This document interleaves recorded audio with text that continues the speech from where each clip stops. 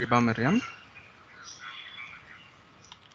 My topic for today is Candid or Not. So I'm presenting a 36-year-old gentleman, Mr. S. He's from Tirupattur, who is married, who presented with symptoms of fever for 6 months, loss of weight and appetite for 6 months, nausea, vomiting, and dysphagia for 3 months, and multiple painless swelling for 6 months. Fever was high-grade fever with chills and rigor, mostly in the evening, and it used to decrease with antibiotics. Loss of weight was unintentional, almost 26 kgs in past 6 months, associated loss of appetite. It was a non-projected, non-bilious, postprandial vomiting mostly, and this multiple painless swellings mostly over the neck and inguinal region. Also, there was a right-sided progressive swelling with no discharging sinuses or any color change or ulcer present. On examination, he was conscious, oriented to time, place, and person. He was severely emaciated. There was temporal hollowing, buccal part of fat was lost, supra-infraclavicular hollowing was present. Muscles, all the muscle bulk was wasted. Vital space, he was tachycardic, 110 per minute, tachypnea of 34 per minute with BP was normal. Saturation was maintaining a room at 98%. There was mild pallor, no ictus, clubbing, cyanosis, or edema present. There was lymphadenopathy, bilateral cervical and inguinal lymph node, and a right axillary lymph node of significant size was present. Oral cavity showed some oral thrush. Systemic examination, uh, respiratory examination, right infrascapular crepitations are heard. Cardiovascular examination, there was no murmurs, no peripheral signs of infective endocarditis was present. CNS examination was normal, no signs of any meningitis, no focal neurological deficits were present. Abdomen-wise, it is soft, non-tender, and no distension were present. However, there was a palpable liver 2 centimeter below the causal margin. Also, top space was dull on percussion with 3 centimeter palpable spleen below the causal margin. So a symptom complex which I made was fever with loss of weight and appetite and generalized lymphadenopathy, along with organomegaly, hepatosplenomegaly, and some oral thrush. So it's a long-standing fever history, some multiple organs affected with lymph nodes, multiple significant lymph node present, and some oral thrush, probably some immunocompromised state was what we are thinking. So we probed into more history where they said outside treatment only antibiotic history was given, no antibiotics or any other drug was given. They said he was recently diagnosed with diabetes mellitus and he was started on OHA, but he never took the drug. 2 episodes of tarry black color stools history was present few months back, after which it resolved by itself. In the end, after probing so much, he gave a high risk behavior history several years back. So to make it to a syndrome complex, we thought of tuberculosis because of long-standing fever history, loss of weight, loss of appetite, with multiple lymph nodes, and lung findings. So it was either we thought of pulmonary tuberculosis or tubercular lymphadenitis or disseminated. Some loss of weight with oral thrush. We thought of an immunocompromised state with the high-risk behavior history, probably thought of HIV. Similarly, malignancy because of multiple lymph nodes and hepatosplenomegaly, we thought of a lymphoma, or a infiltrative disorder was considered towards bottom diagnosis.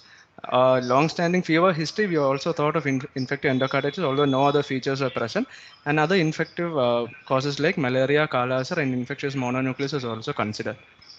Investigation-wise, his hemogram showed a anemia, normocytic nomochromic anemia of 9.9 with total counts were normal, but neutrophils 87. Renal functions were, the creat was mildly elevated 1.36, and LFT-wise, SGOT showed a rise in 600s with the ALP elevated of 562 and GGT of 450. His LDH was 13,000. However, 8 AM cortisol was normal.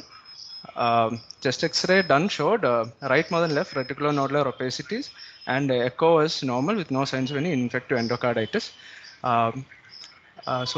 To get the diagnosis, we did a peripheral smear which showed some neutrophils with yeast-like organism. So they put a query saying it can be either Histoplasma capsulatum or a Candida. To working more on the diagnosis investigations, BBBS Ascend, which came as HIV-1 positive with a CD4 count of 27.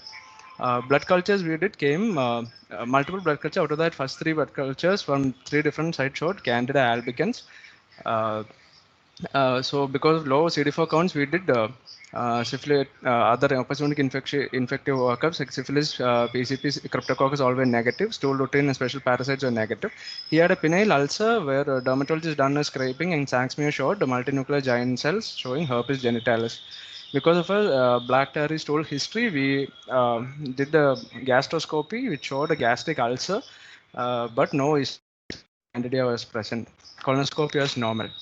This is the blood picture which we got from the patient. It is taken with consent and also from permission from pathology lab. If you look at the blood picture, you can see RBCs are normal with a multinucleated neutrophil showing some uninuclear organisms in the neutrophils. I'll come to the smears later.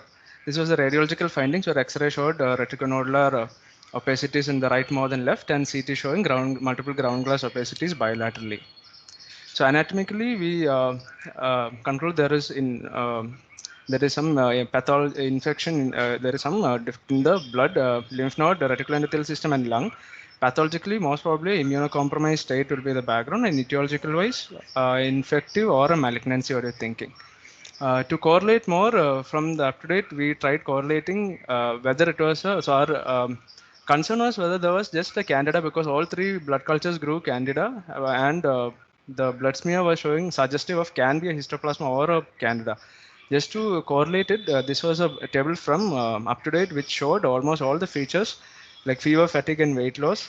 Peripheral lymphadenopathy, hepatomegaly, splenomegaly, skin lesions which are present, anemia is present, serum aminotransfer elevated with ALP, markedly elevated LDH was present, chest radiograph showing diffuse interstitial or reticulonodular infiltrates, abdominal CT showing enlarged spleen was present, lesions in the stomach also was present. Clinically and laboratory wise, there was a correlation to histoplasmas, but we didn't have a proper diagnosis at that time. For that, we had to go to a tissue diagnosis, which showed lymph node biopsy, lymph node fungal culture, and bone marrow. All three suggested of a histoplasma.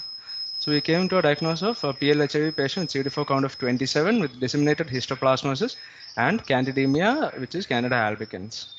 I'm not going in detail to the histoplasmas as such, just two slides of introduction. I'll be covering other aspect. It was first case was actually diagnosed in 1905. It is a recent diagnosis by Dr. Samuel Taylor, and how he described this as an organism in the histiocyte resembling a plasmodium with a capsule. That's how the name Histoplasma capsulata came up. It's otherwise also called Caver's minors, Darling's, or a bat disease.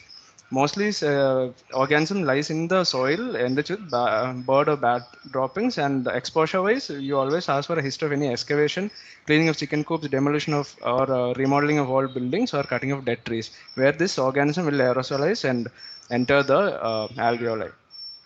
The one more thing I had to highlight was that histoplasma band, which in the picture, if you see the pink color, this is where the India's histoplasma band lies, mostly in the northeastern and northern regions, West Bengal, Assam, Bihar, Uttar Pradesh, Punjab, and Haryana mostly. Southern India, it is very rare, but mostly the cases were found in Tamil Nadu. Just one slide on the treatment part also, where moderate to severe progressive disseminated ones will be treated with liposomal amphotericin. However, mild can be treated with just itraconazole, and CNS histoplasmosis need a definite liposomal amphotericin. I just want to emphasize more on these two slides, how to get a diagnosis from the peripheral smear. Here in the pathological peripheral smear, both the histoplasma and candida, this was our confusion in the beginning in this case, where both will show a PS, periodic acid shift stain positive and a methionine silver positive. However, the only way to differentiate will be a gram stain, where histoplasma will be a poorly stained and candida will be a strong gram stain positive, where histoplasma will be oval and 2 to 4 microns yeast form, which has a right angle narrow base budding. This is from the pathological aspect. This, if you see, this is the smear from the patient, where the first one is a PAS smear showing a unilocular budding yeast, unicellular budding yeast. This is the normal HNE stain, which I showed before. And the last one is a methenamine silver impregnation stain, where only the organism is seen, stained by the silver, showing a round to oval 2 to 4 microns organism. Microbiologically, how to differentiate will be a histoplasma will be a small budding gram positive yeast with 2 to 4 microns in the picture. This is also from the patient. However, the Candida will show a 4 to 8 or double the size of histoplasma, which will be budding yeast all the time. And histoplasma will show a dimorphism. It will be yeast in a higher temperature and budding, it will show buds in the lower temperature. Renju, your time is up. Can you just go to your last slide and wrap up for us, please? Yes, ma'am. So this is my second last slide. Our patient, we started him on AMPHO with the microbiological and pathological diagnosis itself. Fever has settled. We started him on other prophylaxis. All the metabolic parameters were monitored. He was hemoglobin stable after starting of amphotericin. Family screening was done where wife was positive, and both of them were advised to follow up in the rectal clinic. So my take-home message in the presentation will be how to rapidly diagnose a histoplasmosis diagnosis from a peripheral smear rather than waiting for a tissue diagnosis, which might take 3 to 4 days to get a diagnosis. From a simple test like a peripheral smear and a microbiological smear, you can actually decide on whether it's a histoplasma or a candida. The reason being the treatment of both will be completely different. One will be a candida will treat with a fluconazole, which is not very effective in case of amphotericin, and especially in case of histoplasma, especially in CNS histoplasmas where the CNS penetration of fluconazole is very poor. Also, histoplasma banned in India. Whenever you get a similar a case with a similar history, always ask for a background whether the patient has gone to any of this place, so that the suspicion will be high. Thank you, Renju, for your presentation. Sheba, would you like to add anything?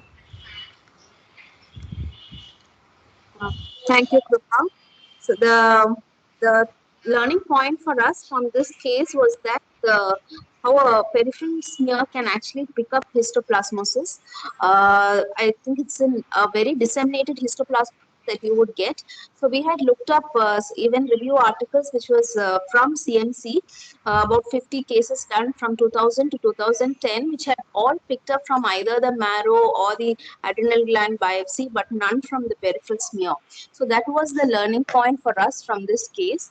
The urine histoplasma antigen awaited for this gentleman. However, with amphotericin, he responded significantly and his fever crashed. Yeah, so thank you. Thank you, Sheba. It's quite interesting. Would anybody else like to ask any questions or make any comments?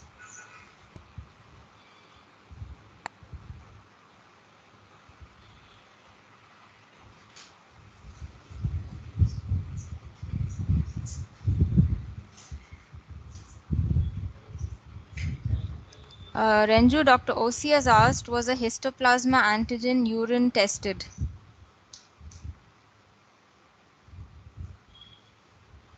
It was one. We can't hear Renju. So it has been Hello. the problem with the antigen, the sampling. So they